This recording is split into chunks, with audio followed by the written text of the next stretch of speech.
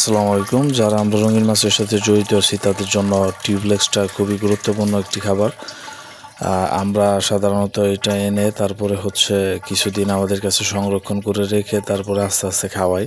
তো আমার ব্যক্তিগত অভিজ্ঞতা থেকে আমি বলতেছি, আমি সাধারণত এগুলো এনে রেখে খাওয়াতাম, কিন্তু আমার অনেক পোকা মরে যেত আর কি, মানে খাওয়ানোর থেকে অপচয় বেশি হতো। তো আমি দুইভাবে রেখে একটু এক্সপেরিমেন্ট চালাইলাম একজনের ইউটিউব থেকে ভিডিও দেখে আর কি। তো আমি প্রথমে রেখেছিলাম এইভাবে একটা বলের ভিতরে পানির টেপ ছেড়ে দিই আর কি, সবসময় আর কি পানির ফ্লোটা চলমান থাকতো। তো এইভাবে দেখা গেছে প্রতিদিন সকালে আমি যখন উল্টাইতাম পোকাটা, দেখতাম অনেক পোকা কেটে যাচ্ছে।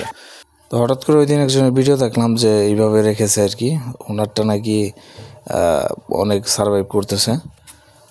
তো আপনারা নিতে পারেন, ককশিট নিতে পারেন। দেখেন, কিছু ভাঙা টাইলসের অংশ নিছি, এয়ারেশন দিছি, আর একটু নোংরা পানি দিছি। যদিও এটাতে মাছ ছিল, ওদেরই মলমূত্র আর কি নোংরা করে রেখে গেছে, মাছগুলো বিক্রি হয়ে গেছে, খালি পড়েছিল আর কি। আপনারাও এইভাবে ট্রাই করতে পারেন। আমি একটু ভালো ফলাফল পেয়েছি। তো ধন্যবাদ সবাইকে।